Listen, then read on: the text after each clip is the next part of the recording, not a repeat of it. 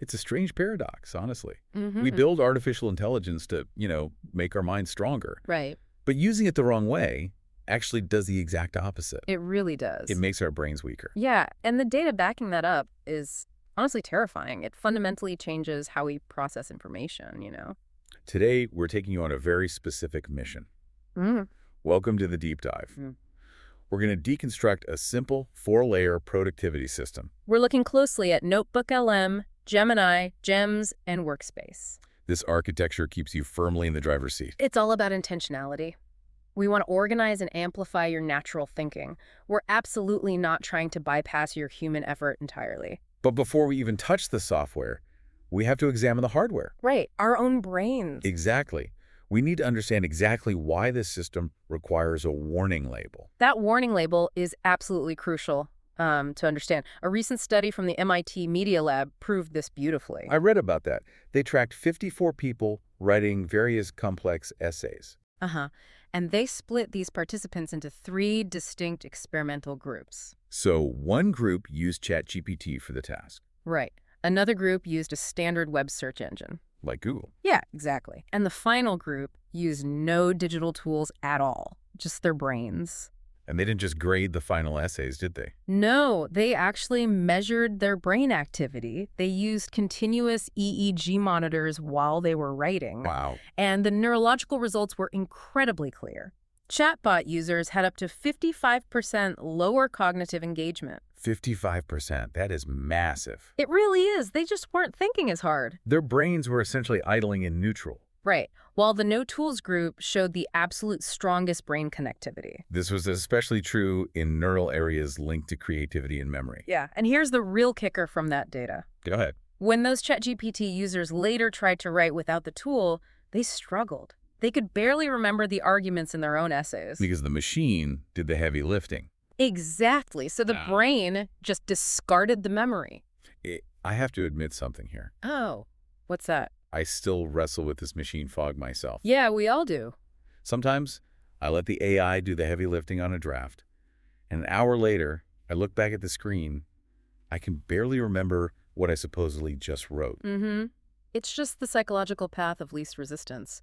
Our brains are naturally wired to conserve energy whenever possible. It feels exactly like using GPS in a new city. Oh, that's a perfect comparison. You follow the blue line blindly without really looking around. Right, and 3 weeks later, you're totally lost without it. If your phone dies, you don't even know your own neighborhood. You completely surrendered your spatial mapping directly to the screen. You never actually learned the landscape yourself.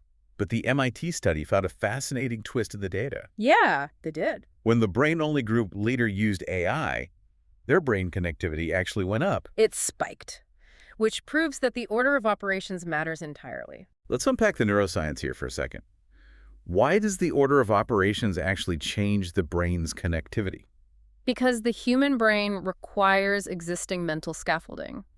When you struggle with a difficult concept first, you build neural pathways. Right. The AI's output then connects directly to those existing pathways. Without that initial human struggle, there's nothing for the AI to connect to. So you have to sweat first, then let the machine scale it. Precisely. You must remain the pilot at all times. The AI is simply your co-pilot. To avoid that machine fog, we need a secure foundation. We have to force our brains to engage safely. Right. That brings us to layer 1 of the system. We call it grounding. Grounding is where every single project needs to start, hands down. We use a specific tool called NotebookLM for this phase. Let's explain the core problem with standard AI chatbots first. They hallucinate wildly. Right. They confidently mix real facts with complete fiction. Yeah, and an AI hallucination is a very specific technical problem. It's when AI invents facts but sounds completely confident. It gives you articulate answers with zero trail back to reality. NotebookLM solves this dangerous problem with source grounding. Source grounding means restricting the AI to your specific files. Exactly. It's only allowed to use the specific documents you provide. You can feed it almost anything you want. Like uploading PDFs or Google Docs. Or even long YouTube videos. The free tier swallows up to 50 sources at once. And the Plus tier handles a massive 300 sources. It's incredible. And the best part is the verifiable transparency. Right, because every single response includes clear, inline citations. You can click a footnote and jump straight to the exact sentence. It completely eliminates the anxiety of trusting a black box. It's like building a secure walled garden of data. The AI is trapped inside your actual verified facts. Yeah, it isn't allowed to wander the open internet to make things up. That constraint is actually a massive advantage. This ties deeply into the cognitive science of human learning. Real learning requires moving new information into long-term memory.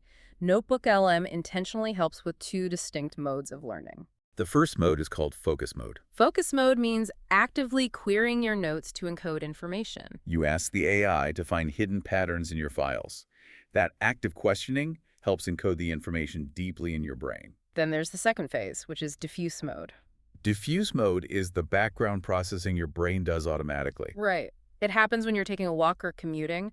NotebookLM has this feature called audio overviews for exactly this. It's genuinely amazing. It turns your dry documents into a dynamic AI podcast. You can listen to two AI hosts discuss your own material. It perfectly utilizes that diffuse mode while you're away from the keyboard. Let me ask you about the mechanics of this walled garden. What happens in NotebookLM if you upload 3 competitor reports that completely contradict each other? It doesn't crash or get confused. It actually maps out the specific discrepancies for you. Interesting. Yeah, it will show you exactly where report A fundamentally conflicts with report B. It highlights the underlying tension instead of just ignoring it. It maps the debate for you rather than just picking a side. Exactly. It forces you to think critically about your own conflicting data.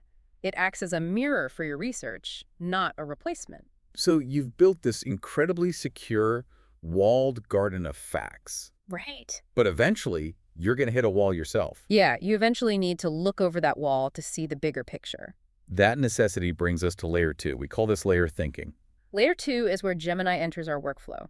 NotebookLM keeps you anchored incredibly close to your specific sources. But Gemini goes much wider. It combines your files with the vast knowledge of the entire web. You use it to test grand strategies and brainstorm fresh options.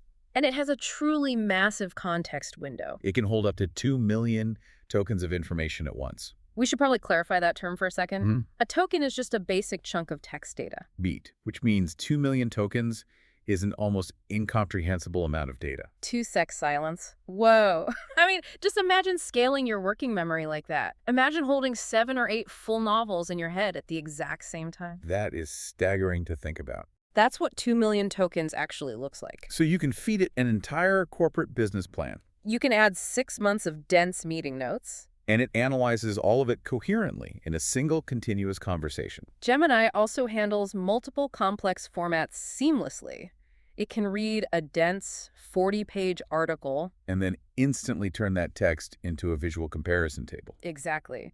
It also features a dedicated deep research mode. Deep research plans, evaluates, and cites web searches for you. It does the tedious legwork of broad internet research automatically, but raw power always requires strict direction. Right. To get genuinely good results, you need the AIM prompting method. Let's break down the AIM framework, a framework using an actor, input, and a mission. Right. The actor means giving the AI a very specific persona. The input is the actual raw data you're providing. And the mission is the exact measurable result you want to achieve. Let's consider a practical career coach example. Okay, so the actor is a senior tech recruiter at a Fortune 500 company. The input is your current resume and a target job description. And the mission is to rewrite 5 specific bullet points to match the role perfectly. The difference in the final output is massive. You get sharp precision instead of fluffy, generic career advice. It sounds like an industry insider actually wrote it. But I have to push back on this massive scale. Doesn't feeding an AI 7 novels of context at once just invite massive information overload? It can, yeah. How do you reliably steer a ship that incredibly big? That friction is exactly why you absolutely need the AIM framework. Without a rigid structure, the AI just gets lost in the data sea. The framework acts as the vital steering wheel for all that context. Why does the AIM framework work better than just talking to the AI naturally? Because natural human conversation is inherently messy and chaotic. It's full of unspoken assumptions and hidden context. AIM removes that problematic ambiguity entirely. It strips away the vagueness. You give it a role, data, and target. Exactly. You make the entire digital thinking process deeply intentional. You aren't just chatting, you're directing a highly capable engine. Sponsor. Welcome back. We've successfully covered Layer 1, grounding. And layer 2, thinking.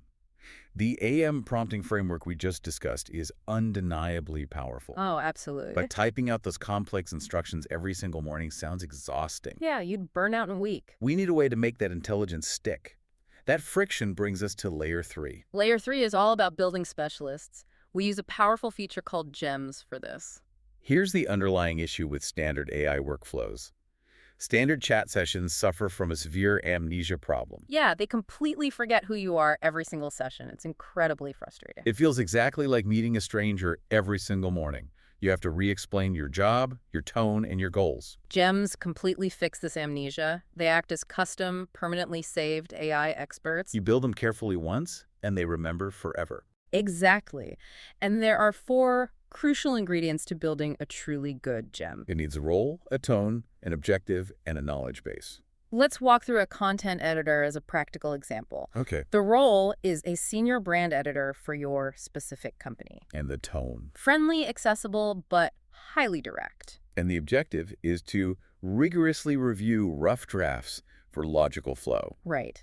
And the final piece is the knowledge base. For this editor, you'd upload 3 of your best previously published articles. Once you save that specific gem, the daily friction is totally gone. You just paste a messy draft into the chat. It instantly applies your custom rules because it already deeply understands your specific brand voice. You can build a devil's advocate gem to ruthlessly poke holes in your pitch decks. Or you can build a specialized weekly planner gem to relentlessly prioritize your goals. It's incredibly modular. It's literally like stacking Lego blocks of data to build your own personal board of directors. Every single block has a very specific, defined job title. It effectively scales your ability to process routine, high-volume work. But it also raises some valid concerns about authenticity, doesn't it?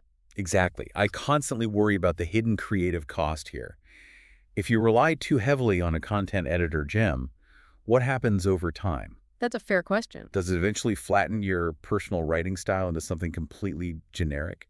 It's a valid fear, but a well-built gem just handles the tedious grammatical friction. It catches the basic structural errors and awkward phrasing. So it leaves you with far more mental energy. Exactly. You can focus that saved energy on generating truly unique ideas. You automate the routine style, which frees you to elevate the actual substance. That's the goal. It removes the exhausting chore of basic editing entirely.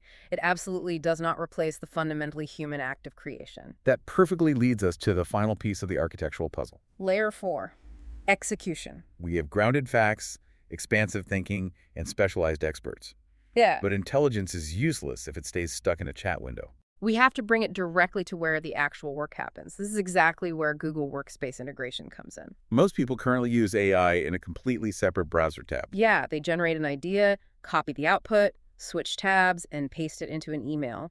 That constant switching creates massive daily friction. The cognitive cost is much higher than we realize. The American Psychological Association deeply studied this phenomenon. And what did they find? They found that constant context switching costs up to 40% of your productive time. Wow, 40%. Just from endlessly switching between open tabs, that's a massive, tragic loss of human potential every single day. When you deeply integrate Gemini directly into Google Workspace, that friction disappears. The AI natively connects your Docs, Gmail, Drive, Calendar, and Meet. It lives directly inside the environments where you already work. Let's look at a highly practical, real-world example of this. You can open a blank Google Doc. You can ask the AI to summarize a complex project. You tell it to pull data from a brief, a spreadsheet, and 5 recent emails. And it magically does this without you opening a single external file. It seamlessly reads across the different applications in the background. It synthesizes the data right there on the page. It even works quietly in the background of Google Meet. If you join a critical meeting 10 minutes late, it catches you up. It quietly side messages you a summary of what you just missed. And because it sits permanently inside your drive, it learns your actual voice over time. It continuously studies your past documents to understand your cadence. Right. But if it's constantly reading my drive to learn my voice, it feels a bit strange.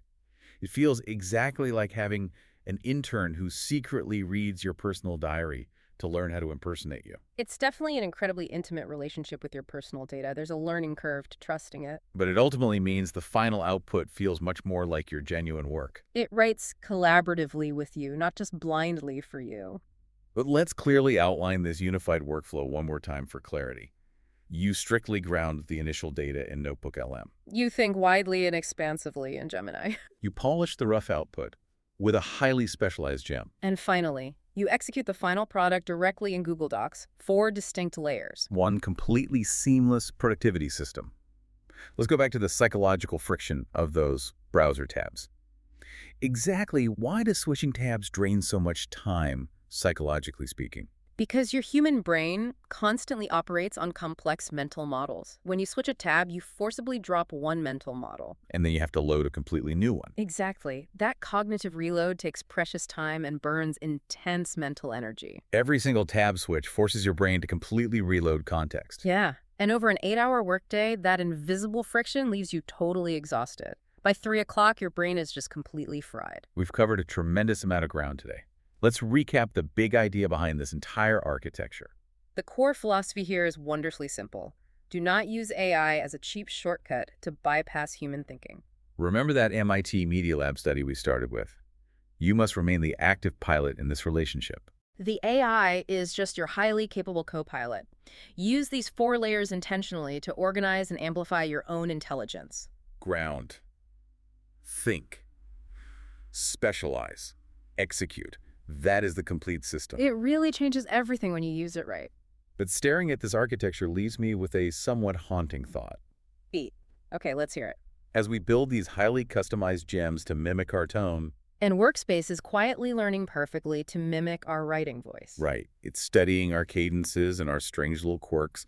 Will there come a day when we look at our own brilliant output and genuinely can't remember which parts were us and which parts were just the machine? 2-sec silence. That's exactly the razor's edge we're walking on right now. Here's our highly specific call to action for you this week.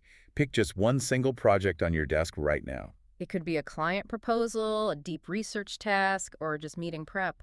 Do not try to change your entire workflow all at once. Run that single project intentionally through all 4 layers of this system. See the measurable difference it makes in your own mental clarity. Start incredibly small. Build the habit before you try to scale it. Thank you for joining us on this deep dive. Thank you for your valuable time, your attention, and your endless curiosity. Keep thinking deeply.